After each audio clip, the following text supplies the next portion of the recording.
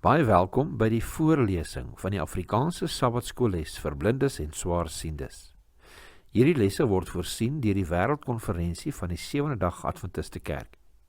Die voorlesing van die les word aan u gebring deur SSL in samewerking met Adventiste Wêreldradio Afrikaans en word voorgeles deur Marlena Nel.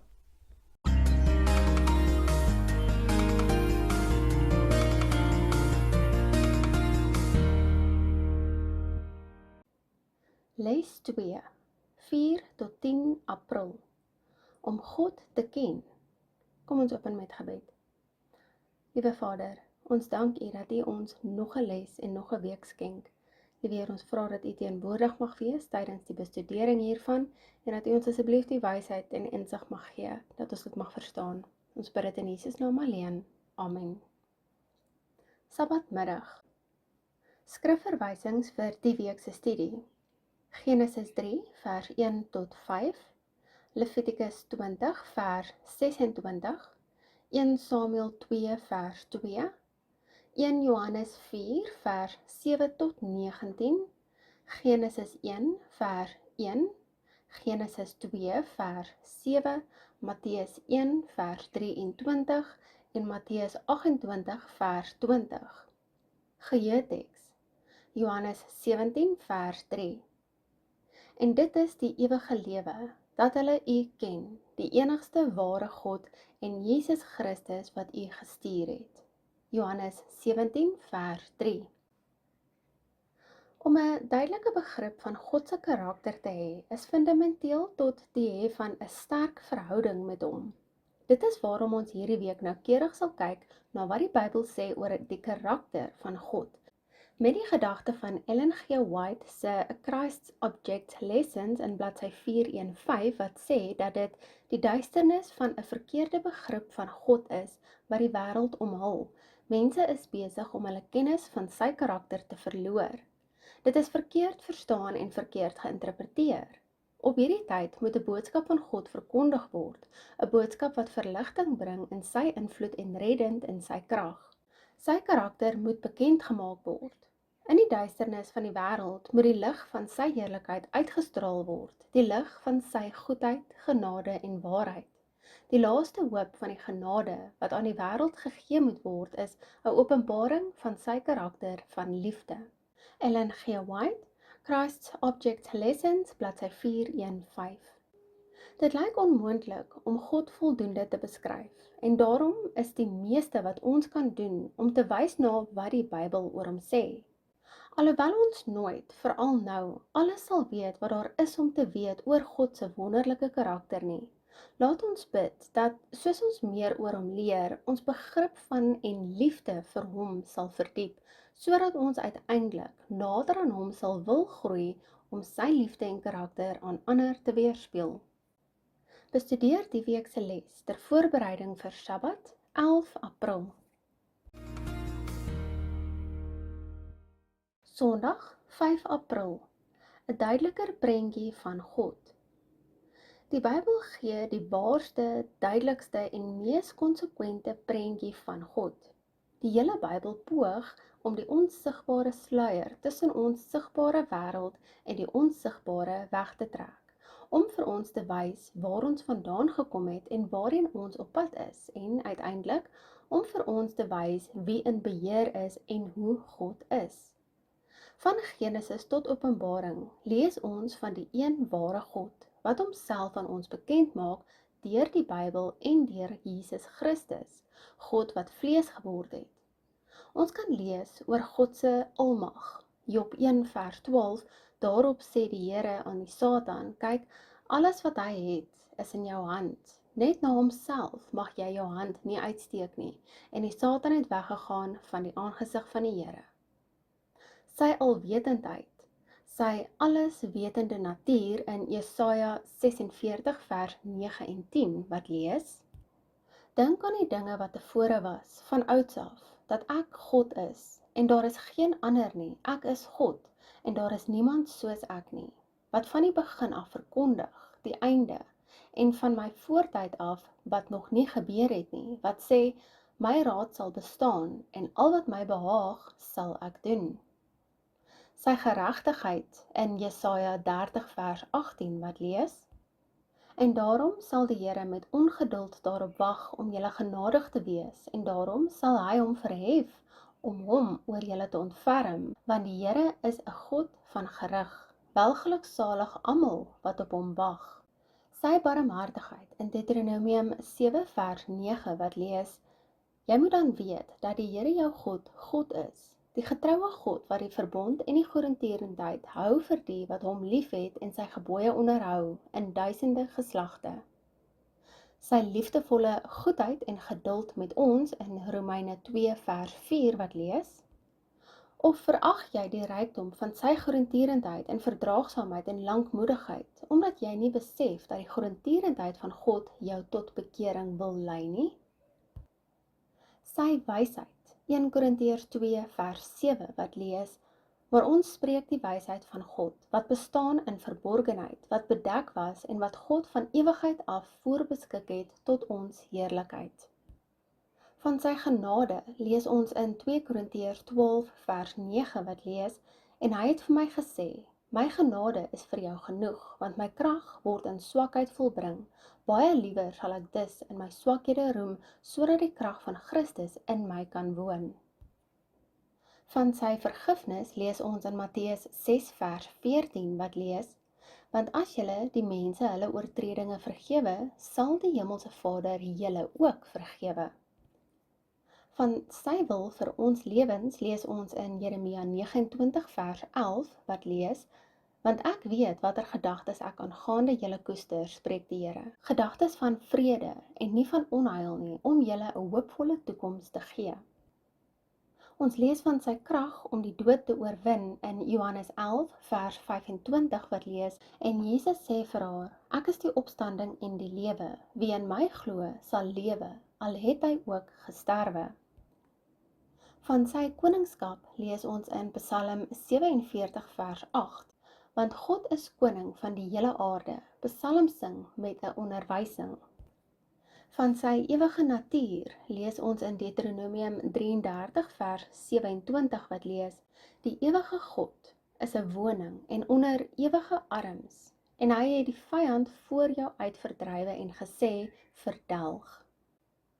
Ons lees ook van baie ander eienskappe wat vir ons oorvloedige redes gee om hom lief te hê en 'n blywende verhouding met hom te hê.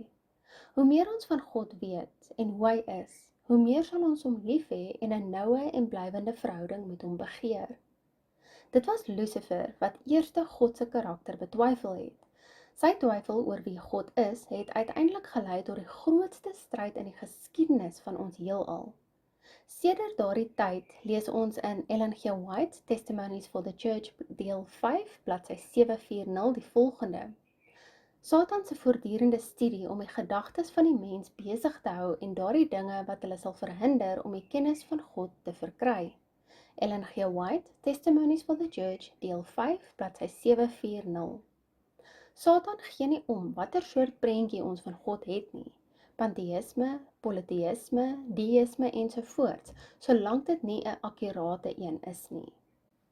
Lees Genesis 3 vers 1 tot 5. Wat was Satan se doel in sy gesprek met Eva? Watter leuns het hy vir Eva oor God se karakter vertel? Ons lees Genesis 3 vers 1 tot 5. Maar die slang was listiger as al die diere van die veld wat die Here God gemaak het, en hy sê vir die vrou: Is dit ook so dat God gesê het: Julle mag nie van al die bome van die tuin eet nie?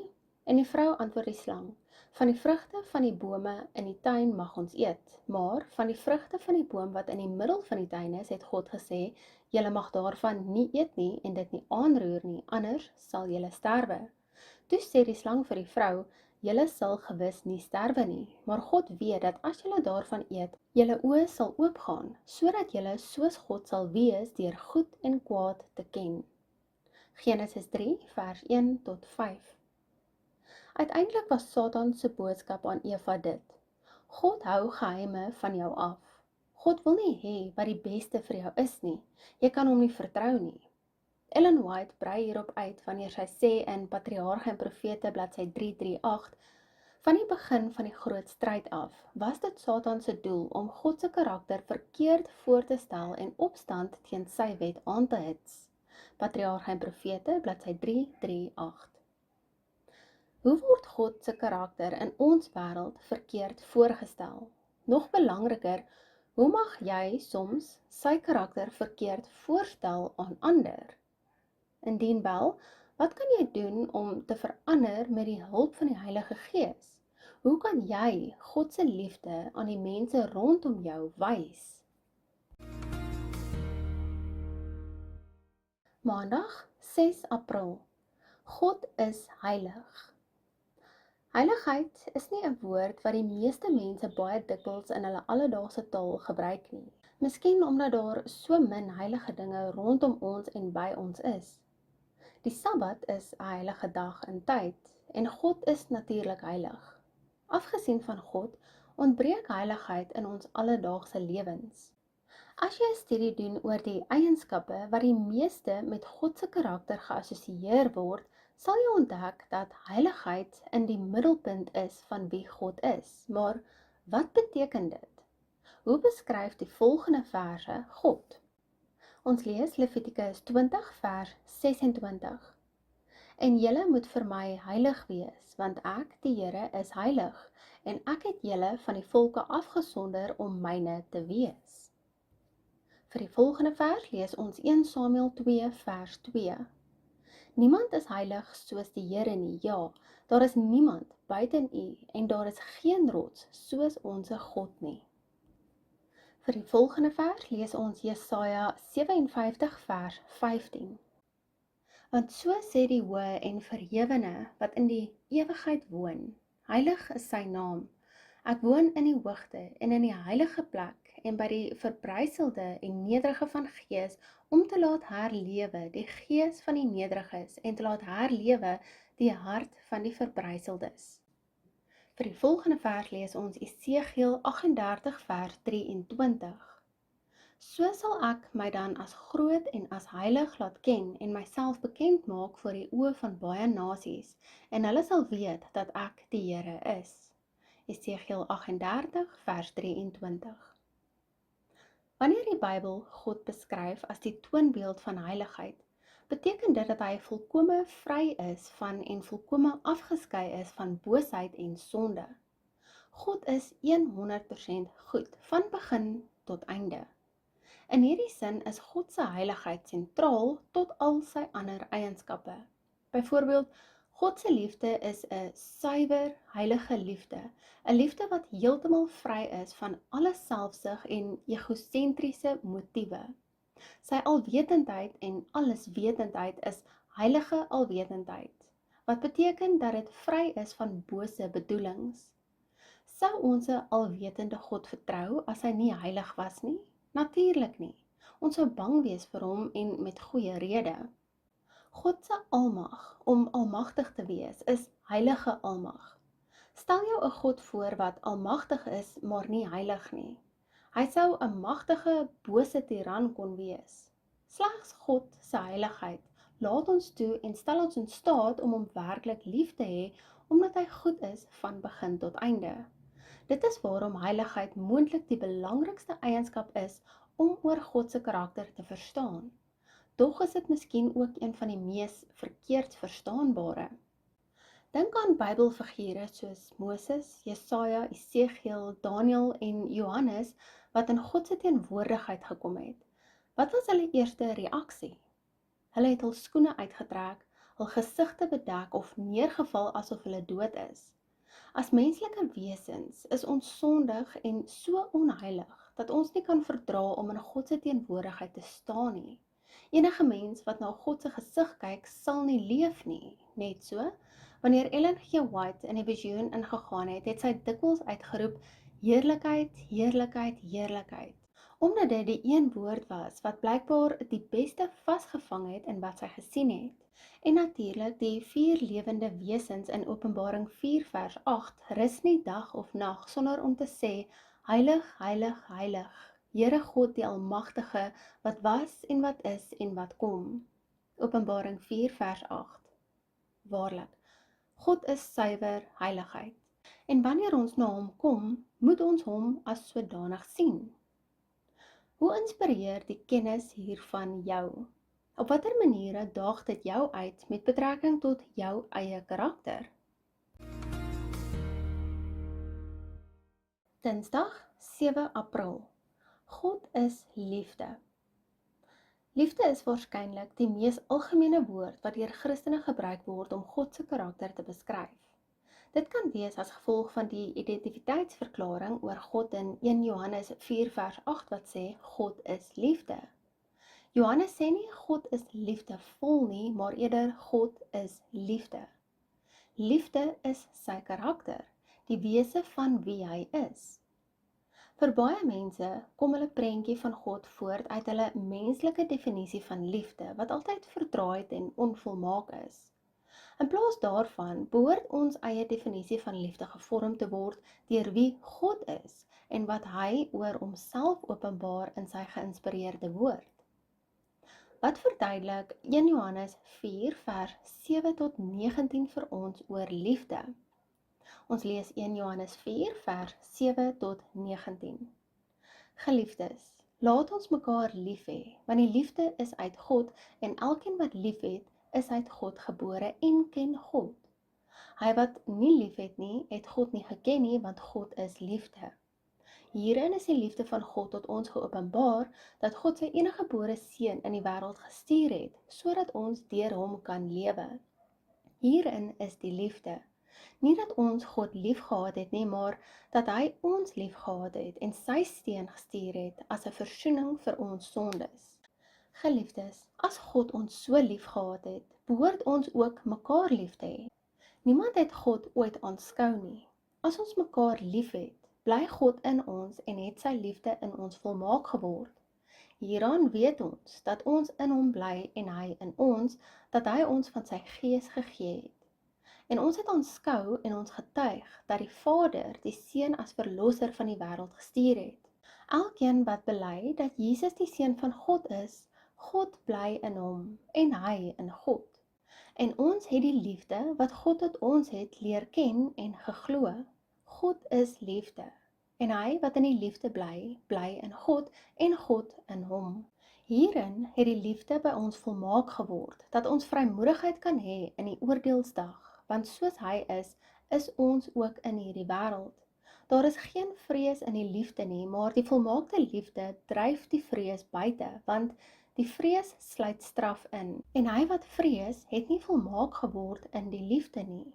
Ons het hom lief, omdat hy ons eerste lief gehad het. 1 Johannes 4 vers 7 tot 19. God se liefde is volmaak, vry en diep verhoudingsgerig, soos geopenbaar in die herhaalde uitnodiging om in hom te bly in 1 Johannes, omdat ons die liefde wat God vir ons het leer ken en geglo het, God is liefde, en hy wat in die liefde bly, bly in God en God in hom. 1 Johannes 4 vers 16. God is liefde, en hy het ons na sy beeld geskape, soos gelees in Genesis 1 vers 27, om lief te hê en om liefde te begeer. In Hebreëus is een belangrike woord vir liefde, hesed. Dit beskryf God se verbondsliefde vir die mensdom, wat eienskappe insluit van lojaliteit, beskermdheid, standvastigheid en teerheid. Die antieke tale van Hebreëus en Grieks gebruik baie verskillende name om na God te verwys. Name waarvan die betekenisse verskillende aspekte van God se pragtige karakter vasvang en lig daarop werp. Hierdie is net 2 voorbeelde. Voorbeeld nommer 1. Adonai, die Here van alles, wat vir ewig regeer, met verwysing na die verbond. Genesis 15 vers 2 sê vir ons, toe vra Abraham, Here, wat sal u my gee, aangesien ek sonder kinders heen gaan en die erfgenaam van my huis, die Damaskener Eliezer is.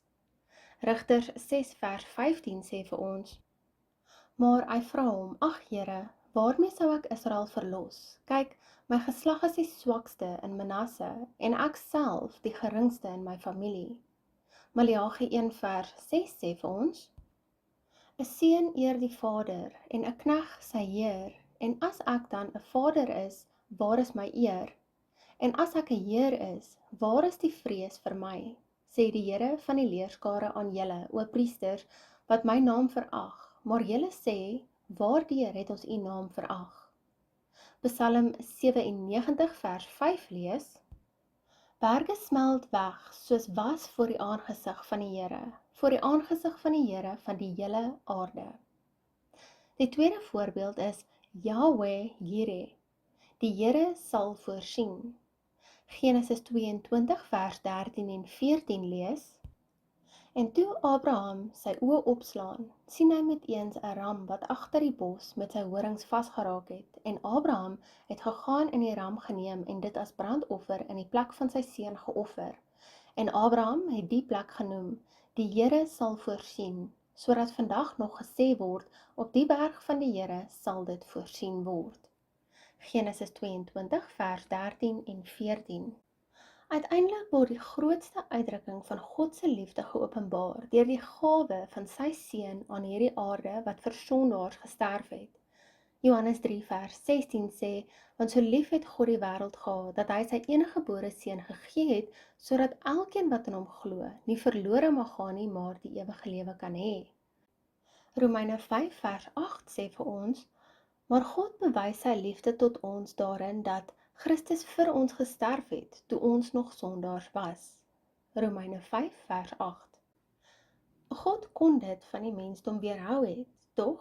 As gevolg van sy grootmoedige, radikale, uiters onselfsugtige liefde, het God Jesus na die aarde gestuur, sodat ons vrylik kan kies om op sy liefde te reageer, geopenbaar in sy plaasvervangende dood namens ons.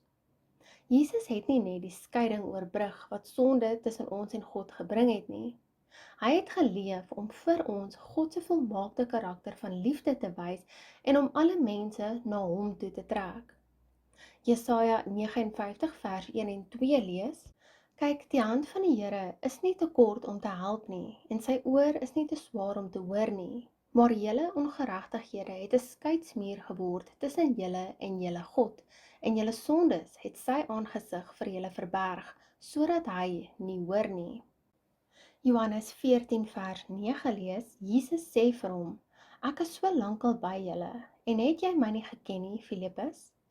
Hy wat my gesien het, het die Vader gesien, en hoe sê jy, toon ons die Vader?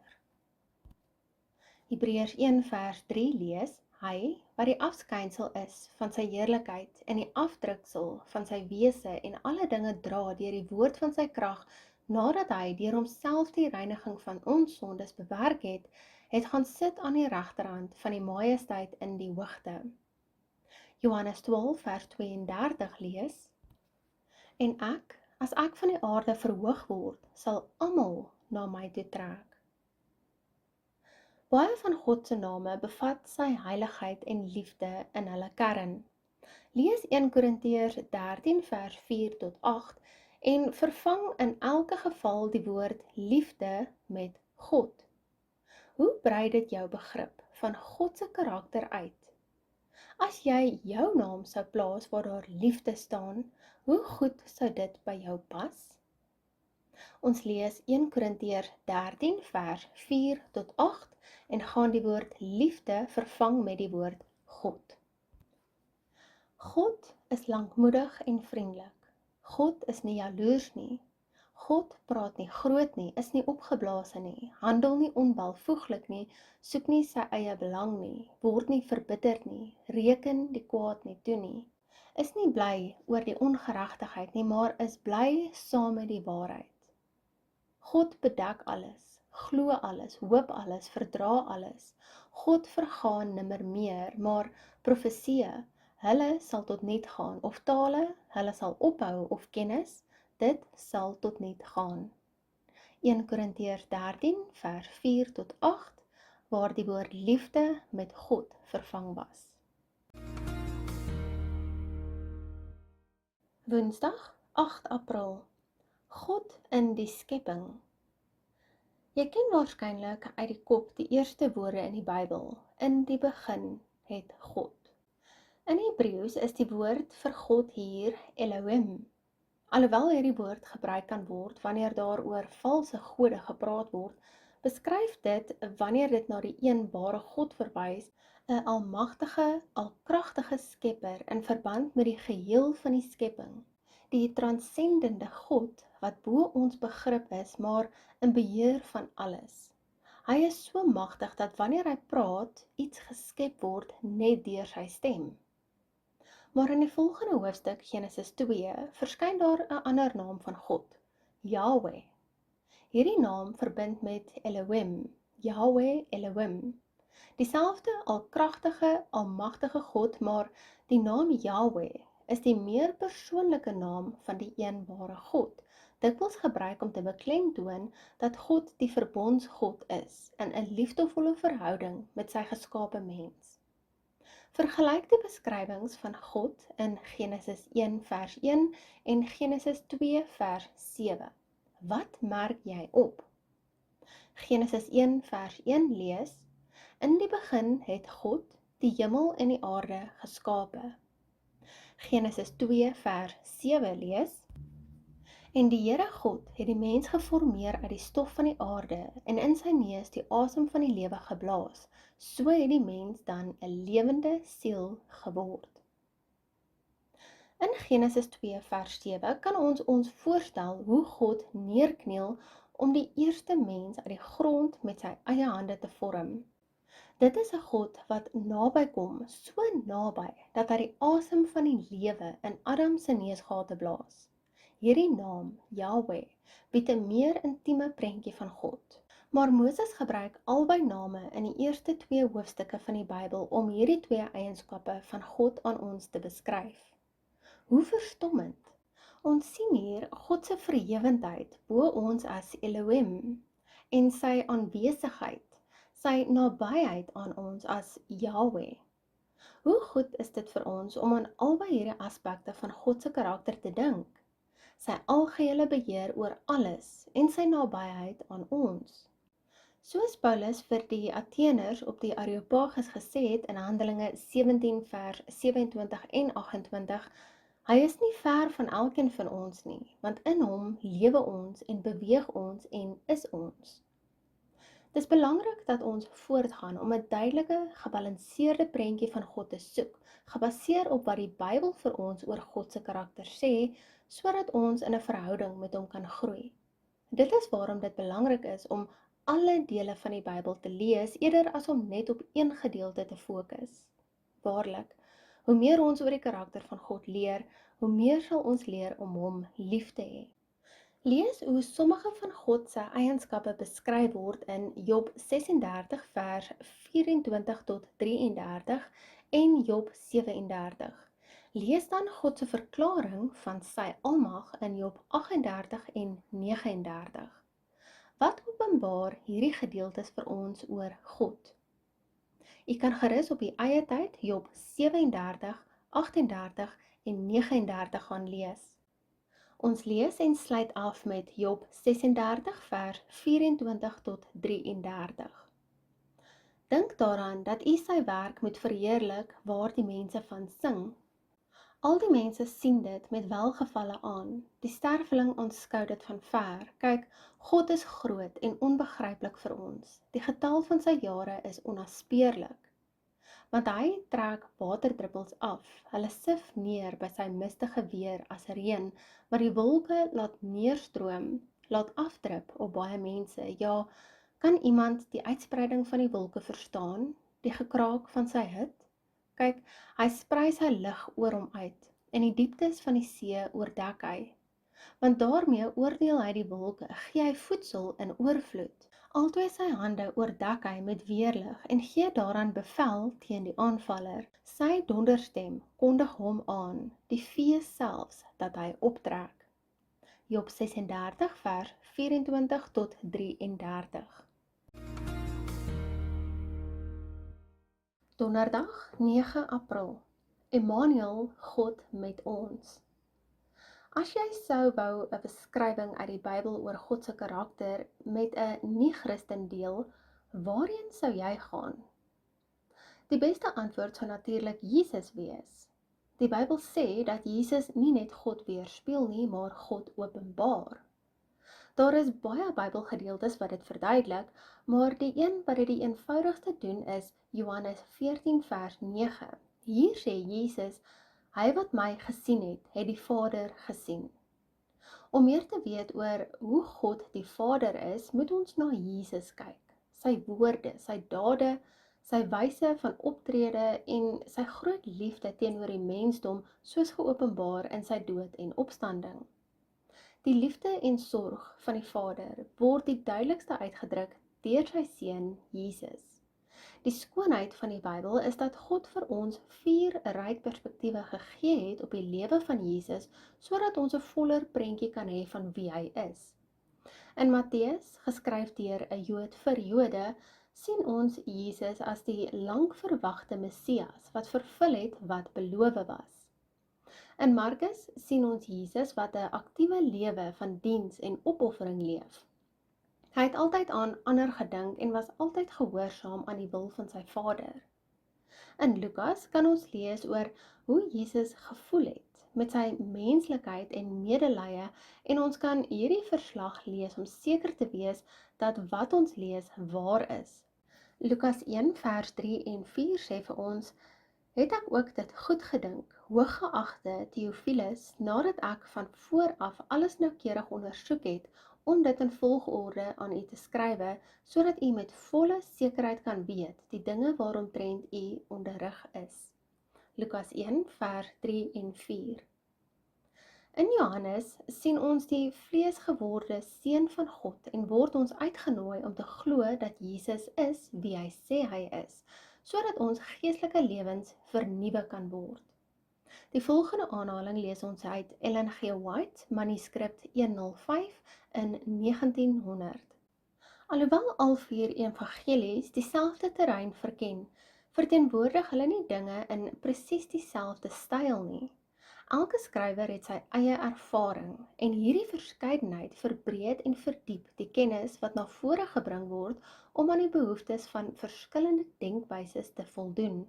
Ellen G. White, manuskrip 105, 1900.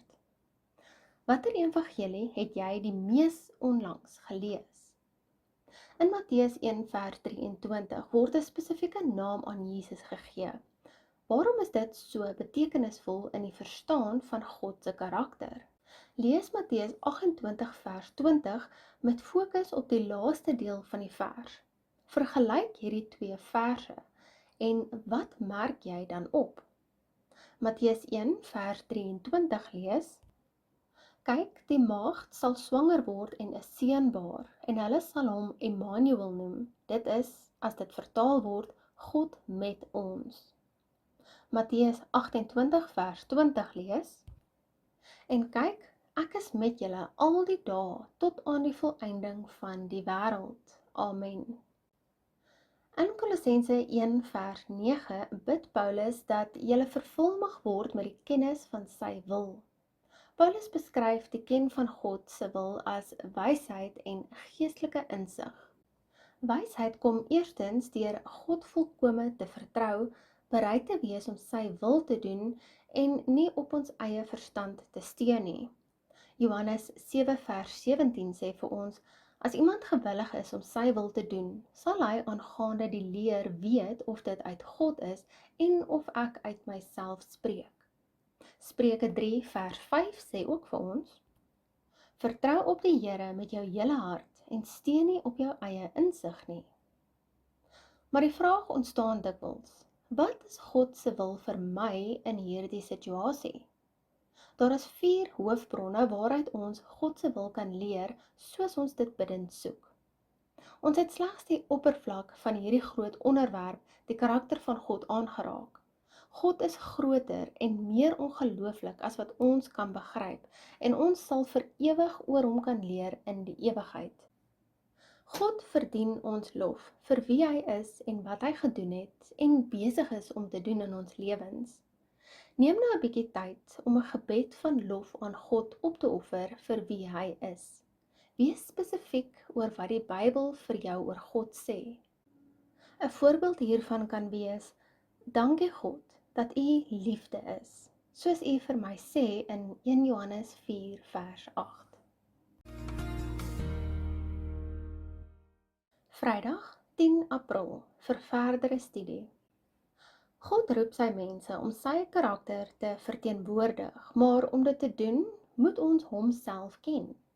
Die beste manier om hom duidelik te sien, ten spyte van ons sondige menslike oë, wat sy heilige en volmaakte weë te dikwels verkeerd verstaan, is deur sy woord, die Bybel, te ondersoek.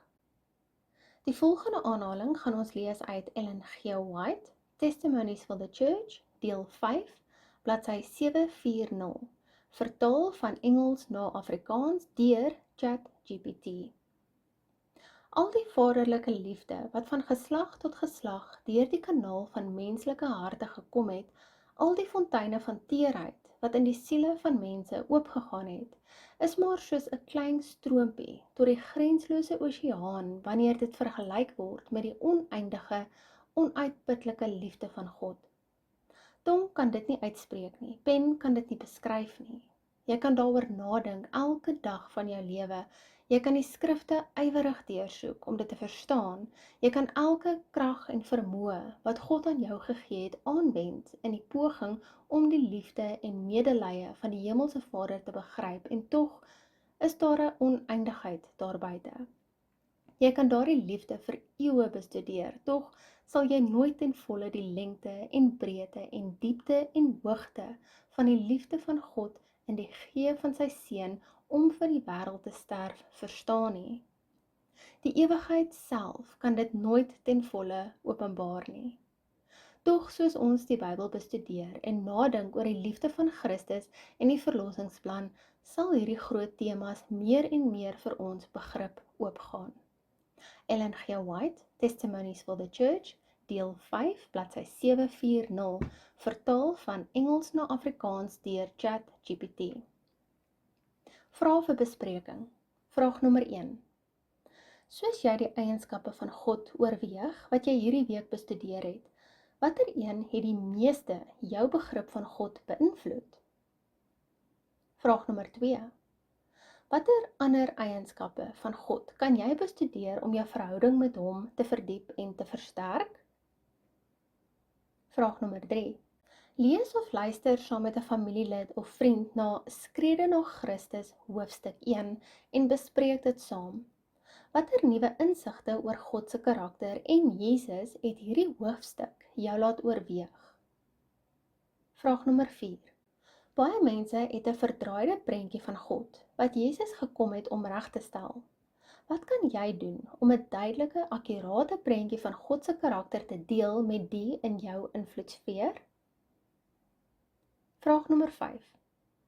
Dink weer aan wat jy in Maandag se les geleer het.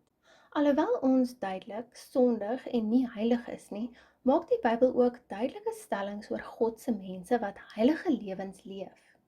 Lees 1 Petrus 1 vers 13 tot 16, Romeine 6 vers 22 en Hebreërs 12 vers 14. God is heilig en nooi ons om heilig te wees, maar wat beteken dit werklik om 'n heilige lewe te leef? 1 Petrus 1 vers 13 tot 16 lees soos volg. Daarom, omgord die lendene van julle verstand, wees nugter en hoop volkome op die genade wat julle deel word by die openbaring van Jesus Christus. Soos gehoorsame kinders, moet julle nie jul lewe inrig volgens die begeerlikhede wat tevore in julle onwetendheid bestaan het nie, maar soos hy wat julle geroep het, heilig is, moet julle ook in jul hele lewenswandel heilig word, omdat daar geskrywe is, wees heilig, want ek is heilig. Romeine 6 vers 22 lees, maar nou dat julle vrygemaak is van die sonde en diensbaar geword het aan God, het julle jul vrug tot heiligmaking en uiteindelik die ewige lewe. Hebreërs 12 vers 14 lees, jaag die vrede na met almal en die heiligmaking waarsonder niemand die Here sal sien nie. Opsomming vir die dag. Van die begin van die skepping af, het God begeer om in 'n noue verhouding met ons te wees. Alhoewel ons begrip van sy karakter die teiken van Satan se aanvalle is, openbaar God homself die duidelikste aan ons deur sy woord en deur die lewe van sy seun Jesus. Uiteindelik is dit noodsaaklik om 'n duidelike, mooi prentjie van God te hê as ons verhouding met hom wil verdiep. Kom ons sluit af met gebed. Liewe Heer, ons het hierdie week 'n duideliker prentjie van U ontvang. Liewe Heer, ons het geleer hoe heilig U is. Ons het geleer hoe groot en hoe oneindig en hoe diep U liefde vir ons is. Ons het weer gedelf in die skepping, liewe Vader, en nog 'n paar dinge geleer. En ons het geleer dat U altyd met ons is. Liewe Heer, ons bid en ons vra dat indien ons nog 'n bietjie hulp nodig het, indien ons verstand nog nie geestelik oop is nie, liewe Heer, dat U met ons mag wees, dat ons hierdie dinge ernstig mag opneem, dat hierdie belangrike aspekte mag insink, liewe Heer, dat ons wil, U wil mag word. Ons bid en vra dit in die naam van Jesus Christus alleen. Amen.